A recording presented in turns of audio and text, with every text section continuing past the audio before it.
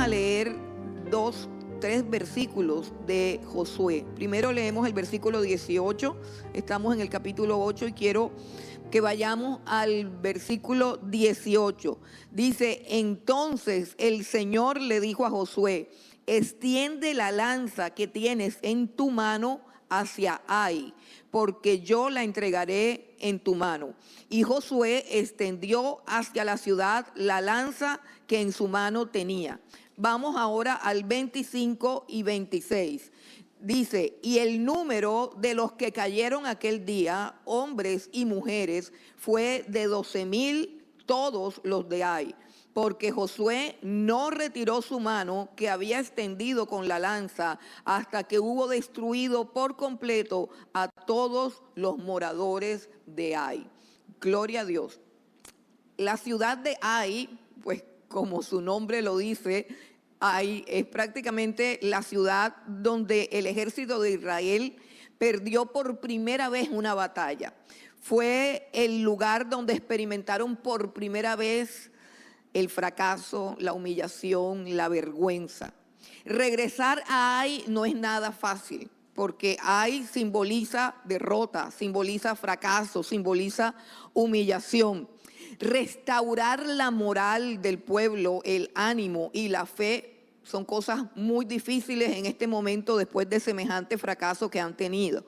Pero no tenían otro camino, hay que volver a Ai. Es decir, hay que volver a intentarlo.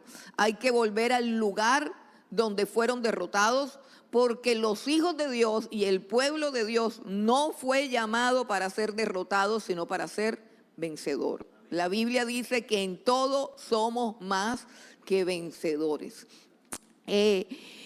Cuando nosotros fracasamos en alguna área de nuestra vida, como que por instinto, nos damos como por vencidos, nos damos como por derrotados y por lo general tratamos de esquivar esa área. En lo sucesivo, tratamos de abandonar por completo ese lugar donde fracasamos y buscamos otra actividad o otra área donde nos sentamos más competentes, donde probemos que funciona, donde nos sentimos cómodos. Les pongo un ejemplo de lo que estoy diciendo.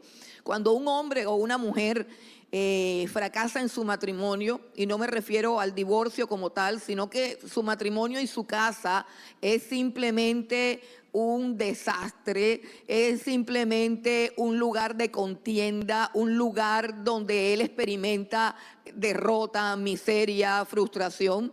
Ese hombre, por naturaleza, por instinto natural, él va a tratar de estar el mayor tiempo posible fuera de su casa.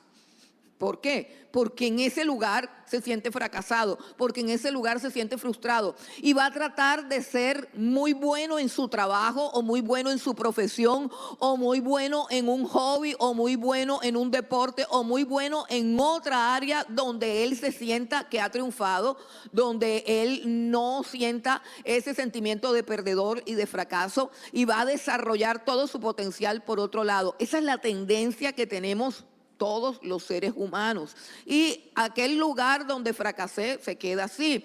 Y también puede darse en sentido contrario. De pronto un hombre o una mujer fracasan en el área laboral, en el área de su profesión y de su trabajo, y se refugia en su casa y viene un estancamiento y viene una depresión y no quiere salir y no quiere hacer absolutamente nada porque solamente en su casa se siente cómodo.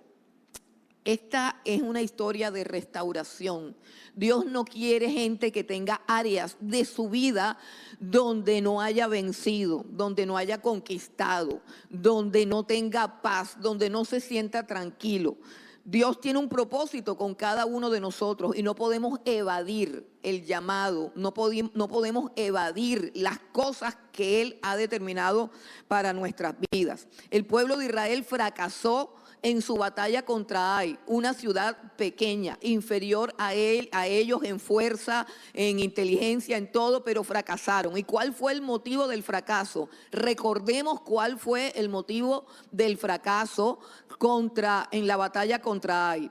Y el motivo por el cual fracasaron fue porque uno de los soldados del ejército de Israel se dejó llevar por la codicia y tomó algo que no le era permitido tomar, algo que había sido consagrado para su destrucción, algo que no podía ser tocado por ningún ser humano. Se dejó llevar por la codicia y se apoderó del anatema, se apoderó de un lingote de oro, de un manto y de no sé cuántos ciclos de plata, o sea, un botín que tenía que ser destruido u ofrecido al Dios del cielo, pero que no estaba destinado para ser propiedad de nadie. Ese botín se lo llevó este hombre lleno de codicia, lleno de avaricia, lo escondió en su casa y trajo maldición para todo el pueblo. Sin embargo, tenemos a un buen general, el general Josué, que es guiado por Dios, que es instruido por Dios y que trata con el pecado y con el pecador seriamente, hermanos. Esta es una de las falencias que se ven en las familias, en las casas, en las iglesias, y es una de las razones por las cuales una iglesia o una familia o una casa no prospera, cuando no se trata seriamente con el pecado. Josué trató seriamente con el pecado. Dios le ordenó a Josué que sacaran el pecado del campamento. Tenían que sacar el anatema, tenían que sacar lo que se habían robado y tenían que ejecutar al culpable. Tenían que ejecutar al culpable.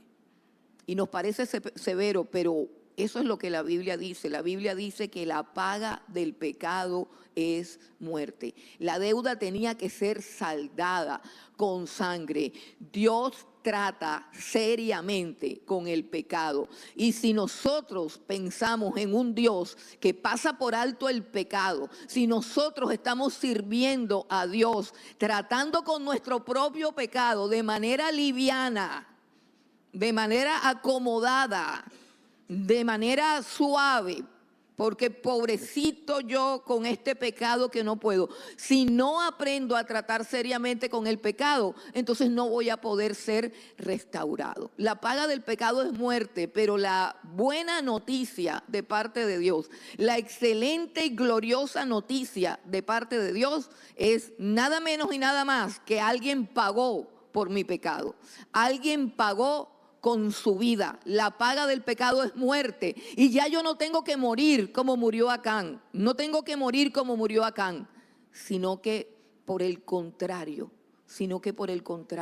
alguien murió en mi lugar. El Señor Jesucristo tomó la cruz del Calvario, subió a la cruz del Calvario, se dejó crucificar en la cruz del Calvario y allí Él pagó el precio por mi pecado y por mi maldad. Entonces, una vez Dios trató con seriedad nuestro pecado, porque Dios trata con seriedad nuestro pecado, entregó a su Hijo Jesucristo, de tal manera que cuando mi pecado fue cargado en la cruz del Calvario por el Señor Jesucristo, el Padre no tuvo en cuenta que era su Hijo, porque Él siempre trata con severidad el pecado, y a nosotros nos trató con misericordia.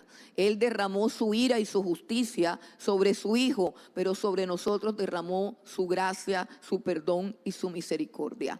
Pero el pecado deja unas consecuencias de temor, unas consecuencias de ansiedad, unas consecuencias de malas costumbres, de malos hábitos. Y después de que el pecado ha sido expiado, ha sido limpiado, viene un proceso de restauración del cual todo creyente tiene que ser partícipe. Un proceso de restauración en nuestras vidas. ¿Para qué? Para que podamos ir al lugar donde fuimos derrotados y allí triunfar. Eso es lo que Dios quiere, que vayamos al lugar de nuestra miseria, de nuestra humillación, de nuestra derrota y triunfemos sobre ese lugar. No sé cuál es el área de la cual tú escapas porque no sientes que eres competente. No sé cuál es el rol que hay sobre tu vida que tienes descuidado, deteriorado y abandonado porque dices yo no puedo con esto. Es que yo he fracasado tantas veces en esto, pero Dios quiere que allí tú hagas su voluntad y se cumpla su propósito en ti y seas más que vencedor. Ese es el propósito de Dios. Tienes que regresar a ese lugar. No puedes seguir evitando el lugar de tu derrota. No puedes seguir escapando de tu destino, de tu rol, de tu responsabilidad, de lo que Dios ha determinado para tu vida. Y lo que Dios ha determinado para tu vida es bueno. Lo que Dios ha determinado para tu vida, la Biblia dice que en Cristo Jesús somos más que vencedores en todas estas cosas. Dice la vida, la muerte, cualquier cosa creada, hambre, desnudez, espada, peligro, enfermedad, muerte, escasez, en cualquier cosa que suceda, la Biblia dice que tú y yo en Cristo Jesús somos más que vencedores. Ahora, en este texto vamos a encontrar 5 aspectos que debemos tener en cuenta para ser restaurados. Después de que mi pecado ha sido perdonado en la cruz del Calvario, después de que se pagó el precio, yo necesito ser restaurado. Yo necesito ir a esas áreas de mi vida donde la cosa no funciona, porque tiene que funcionar. Te lo repito, tus finanzas tienen que funcionar, tu economía tiene que funcionar, tu familia tiene que funcionar, tu matrimonio tiene que funcionar, tus hijos tienen que funcionar, todo lo que tú haces tiene que funcionar porque eres hijo de Dios. Entonces no hay una cosa como que yo esa área la dejo por ahí, no. Vamos entonces a mirar el primer punto o la primera cosa que tenemos que hacer para restaurar eso que un día fracasó. En primer lugar, debemos escuchar la voz de Dios.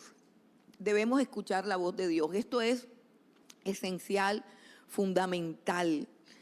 Para que algo exista o para que algo bueno suceda, tiene que ser declarado por Dios. La palabra de Dios es la que le da existencia a todo lo que es. La palabra de Dios es la que hace que las cosas sucedan. Por eso yo no puedo realizar nada si no tengo como base o como fundamento una promesa de Dios, una orden de Dios o una palabra de Dios.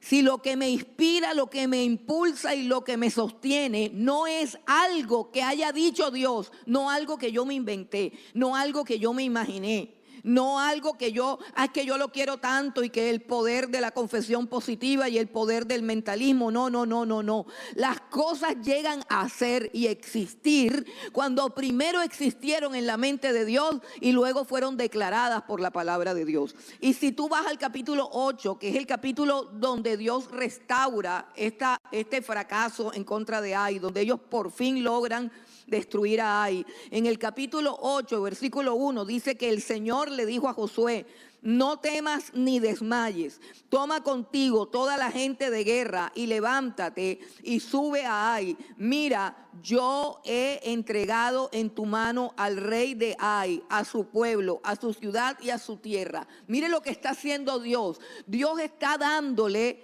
a Josué y a su pueblo la materia prima que se necesita para volver a creer, para volver a levantarse, para poder entender que sí se puede y para tener la plena y absoluta confianza de que Dios lo va a hacer. Él tiene primero que decir que lo va a hacer. Y Él dice: yo te he entregado a Ai. Y dice: no temas, no desmayes. Una de las batallas más terribles de todo ser humano es la batalla contra el temor. Nos da miedo. O sea, el temor fue la primera consecuencia del pecado. O sea, lo primero que sintió Adán en el jardín del Edén cuando pecó contra Dios fue miedo. Esa fue la primera vez que sintió esa cosa tan horrible, tan aplastante, que se llama miedo. Y cuando fracasamos en un lugar, el miedo parece que se multiplica. ¿Por qué? Porque nos queda siempre una idea en la cabeza de: voy a fracasar. Y tiene que ser la palabra de Dios que llegue a mi corazón y a mi vida hoy. Y Dios me diga hoy: no tengas temor de eso, porque eso que tanto temes, yo te lo he entregado en tu mano hoy. Así fue como Dios levantó a Josué. porque Josué también estaba desmoralizado. Josué también tenía miedo. Josué también tenía incertidumbre, y Dios viene a su vida y habla a su corazón y le dice: levántate, no tengas miedo, yo te lo entrego. ¿Cuánta necesidad tenemos de oír esta voz? ¿Sabe por qué? Porque todos los días de nuestra vida oímos la voz contraria. Yo estoy segura que hoy todos ustedes van a salir de aquí con la certeza de que son vencedores, con la certeza de que Dios los ama, con la certeza de que van a prosperar, con la certeza de que van a ser bendecidos. Pero el lunes, el martes y el miércoles van a escuchar otras voces. Por eso tienen que hacer una resolución de cuál es la voz que van a oír y a quién es el que le van a creer. Desde hoy, porque yo no puedo ser un cristiano viniendo los domingos a la iglesia. Los domingos Dios me habla, ¿para qué? Para que su voz y su palabra me sustente el lunes, el martes, el miércoles y todos los días de mi semana. Venimos aquí porque es la única voz que trae gozo, que trae plenitud, que trae victoria. Es la única voz que transforma las circunstancias negativas de nuestra vida.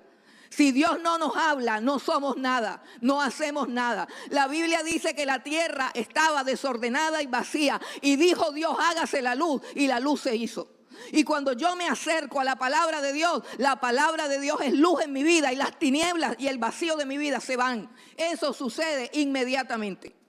Y mi vida cobra sentido, y mi vida cobra luz.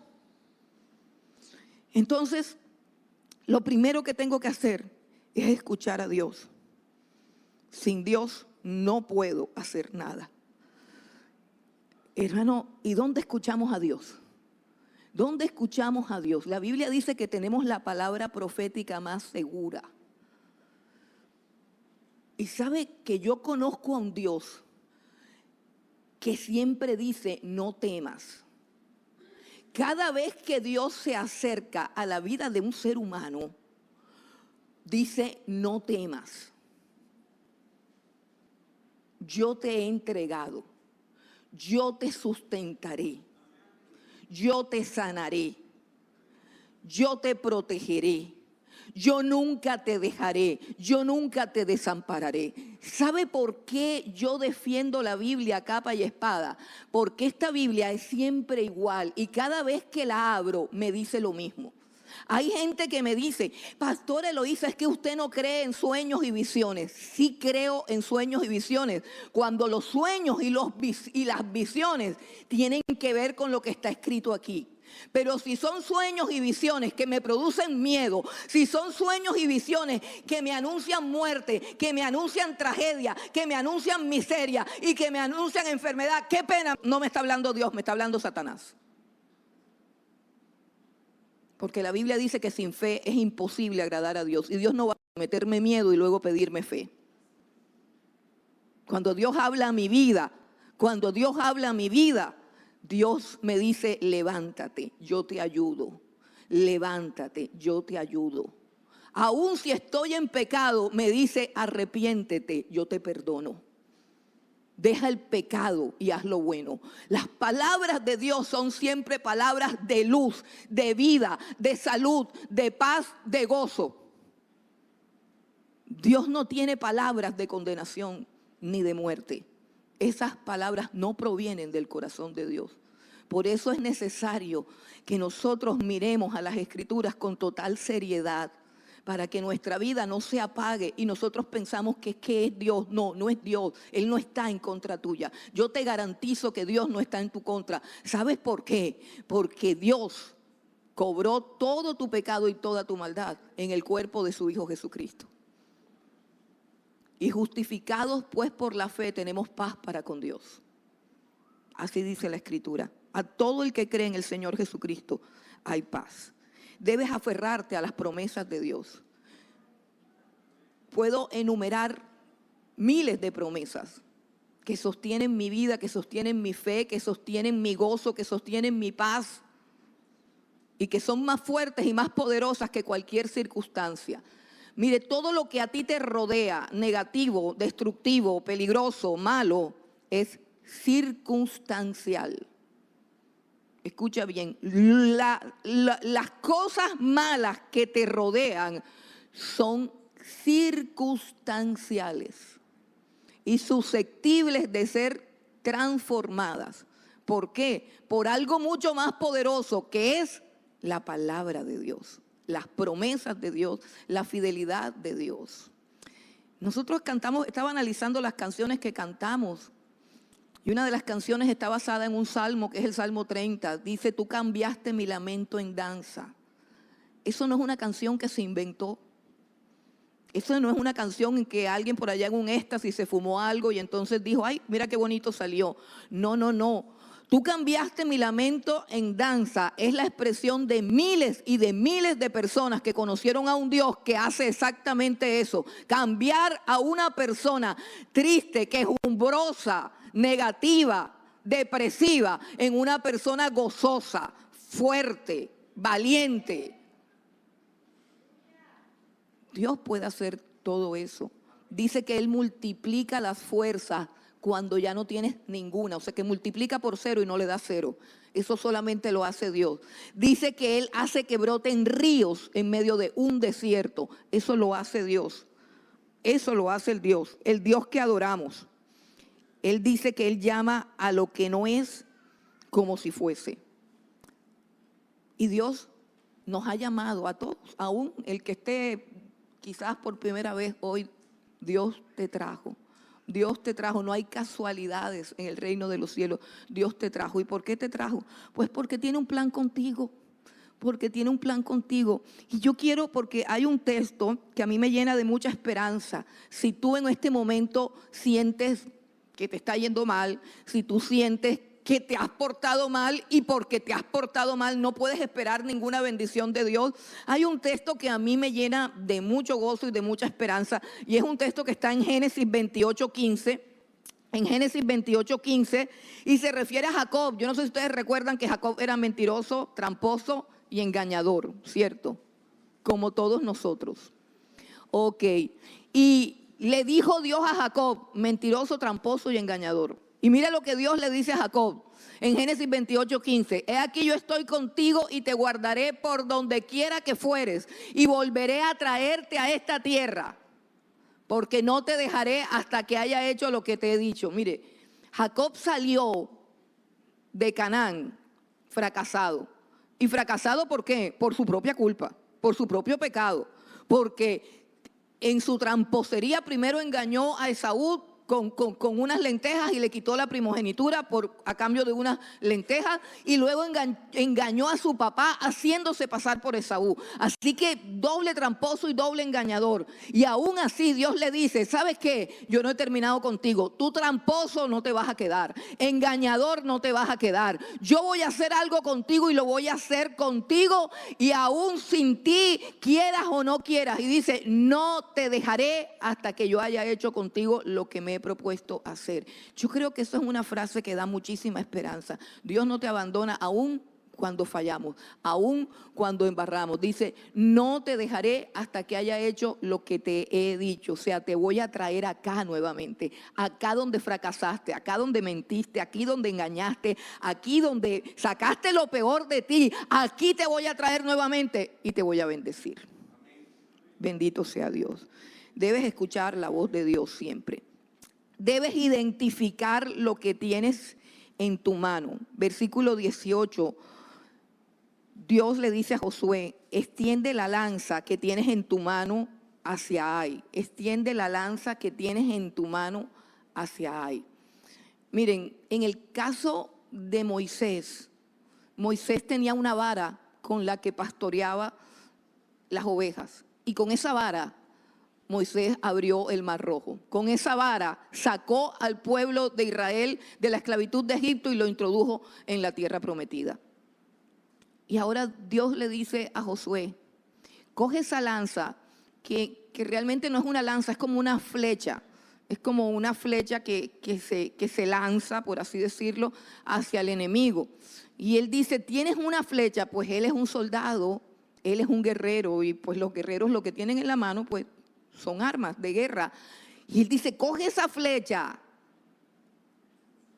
y levántala hacia la tierra de Ai. Tienes una flecha, tienes una lanza, Todo aquel a quien Dios lo ha llamado, lo ha dotado de lo que necesita tener o saber hacer para lograr el objetivo que Dios se ha propuesto.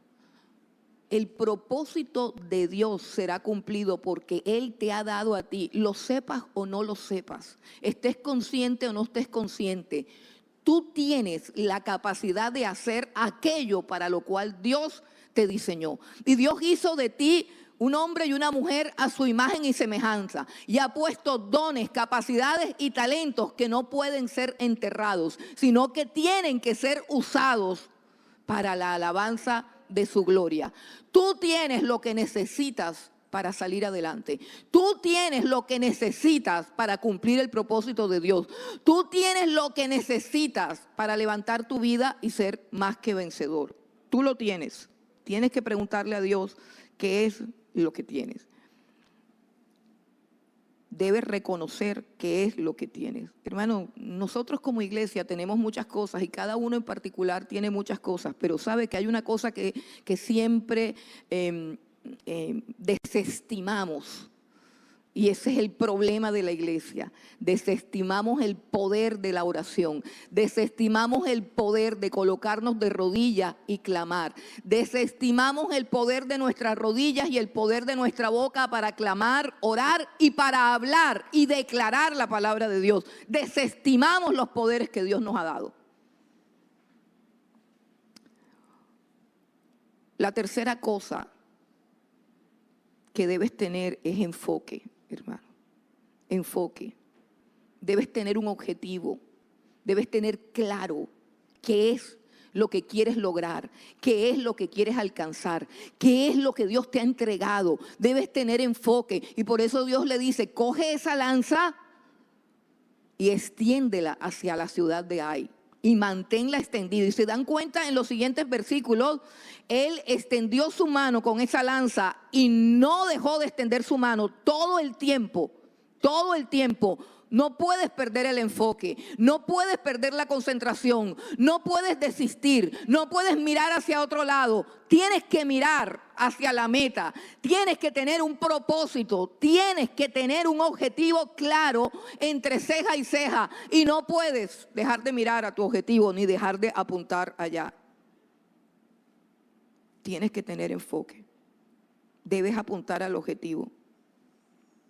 ¿Sabe por qué? Porque es que de pronto tú dirás, bueno, pero yo hice todo eso y fracasé. Sí, fracasaste porque Dios no estaba contigo, pero ahora Dios va contigo. No sé si ustedes recuerdan una escena muy hermosa. Eso está en Lucas capítulo 5, versículos 4 y 5. Pero el Señor le dice a los discípulos, a los pescadores, especialmente a Simón, Pedro, que han pasado toda una noche trabajando y no han pescado nada. Les dice, boga mar adentro y echa las redes para pescar, le dice a Simón. Y Simón, o sea Pedro, le contesta, maestro, toda la noche hemos trabajado y no hemos pescado nada, mas en tu palabra echaré la red. ¿Sí ve? Mas en tu palabra echaré la red. ¿Cuál es la diferencia? Tu palabra. Yo no puedo pescar nada que Dios no haya determinado que yo voy a pescar. Así que lo que Dios nos dice en esta mañana es clarito. Vuelve a intentar, que esta vez yo estoy contigo y esta vez va a funcionar. Vuelve a intentar, que esta vez de que funciona, funciona, porque yo estoy contigo. Extiende tu lanza, enfócate. Y no pares, no pares. Dice también que debes tener una estrategia, hermano. Debes tener una estrategia. Y quiero decirte algo, Dios da las estrategias. Dios da las estrategias. En el libro de Josué nosotros vemos que cada ciudad fue conquistada con una estrategia diferente. La ciudad de Jericó fue conquistada con vueltas de oración y adoración, vueltas y vueltas, 13 vueltas. El primer día una vuelta, el segundo día y así hasta el séptimo día, 7 vueltas, 13 vueltas por todo. Y luego tocaron el shofar, gritaron y la ciudad cayó. Esa era la estrategia. Pero ahora para conquistar a Ai, hay otra estrategia. Dice el capítulo 8, el versículo 2. Versículo 2 le dice Dios, le está diciendo Dios a Josué qué es lo que tienes que hacer. Y harás a Ai y a su rey como hiciste a Jericó y a su rey. Solo que sus despojos y sus bestias tomaréis para vosotros. Pondrás pues emboscadas a la ciudad detrás de ella. Esta vez no iban a pelear, sino que iban a colocar emboscadas, iban a incendiar la ciudad. La estrategia está allí clara, pero no viene al caso porque es una estrategia específica de eso. Cada uno de nosotros tiene que buscar la estrategia. Hay 1000 maneras de hacer las cosas. Escuche, hay 1000 maneras de hacer las cosas. Asegúrate de que las estés haciendo a la manera de Dios. Asegúrate de que no las estés haciendo como a ti te parece. Asegúrate de que las estés haciendo a la manera de Dios. Dios da las estrategias. Dios da las estrategias. Y por último, hermanos, por último, además de estrategia, que te la debe dar Dios en su sabiduría, además de estrategia, debes perseverar hasta el final. El versículo 26, mira lo que dice. Porque Josué no retiró su mano que había extendido con la lanza hasta que hubo destruido por completo a todos los moradores de Ai. Hasta que hubo destruido por completo a todos los moradores de Ai. No dejó de extender su mano. Hermano, tener una mano extendida con una lanza a lo largo de toda una batalla se necesita fuerza, perseverancia, tesón, berraquera. Y eso es lo que Dios quiere de cada uno de nosotros. Dios es un Dios de hombres y mujeres valientes y esforzados. El libro de Josué no es el libro de la generación de cristal. El libro de Josué es el libro de la generación de hombres y mujeres valientes y esforzados. Esfuérzate y sé valiente. Esfuérzate y sé valiente. Nada alcanzamos en Dios en cobardía ni en temor. Lo que alcanzamos a Dios, en Dios es a través de esforzarnos. Esfuérzate en oración, esfuérzate en clamor, esfuérzate en obedecerlo, esfuérzate en escuchar su voz y esfuérzate en hacer lo que ha puesto en tu mano para hacer, pero de manera excelente. De manera excelente. Lo que tú estés haciendo, por insignificante que sea, hazlo como para el Señor, hazlo con excelencia. No hagas las cosas mediocremente. Revisa en esta mañana que el Señor nos ha regalado. Revisa en esta mañana cuál es el área donde fracasaste. ¿Dónde está el área que descuidaste? ¿De qué cosa tratas de escapar? Yendo a aquel lugar donde ahí sí lo haces bien, ahí sí te sale bonito, ahí sí te felicitan, ahí sí te quieren. Ese es el lugar predilecto para ti, pero Dios te quiere en el lugar de la derrota. Dios te quiere en el lugar de la vergüenza para darte la victoria, para hacerte completo, hermano. A menudo esquivamos nuestra realidad y convertimos el cristianismo en una máscara. Convertimos la fe en una máscara. Convertimos la religión en una máscara. Convertimos el venir a la iglesia y aún el servir a Dios y la predicación y todo lo convertimos en una máscara que está tapando una realidad de miseria y de derrota que no es propia de un hombre ni de una mujer de Dios. En ese lugar tú tienes que triunfar y en ese lugar es donde tienes que trabajar, porque no vas a poder avanzar a ninguna otra área hasta que no te pares en el lugar de Ai y digas: aquí donde fracasé, aquí yo voy a triunfar.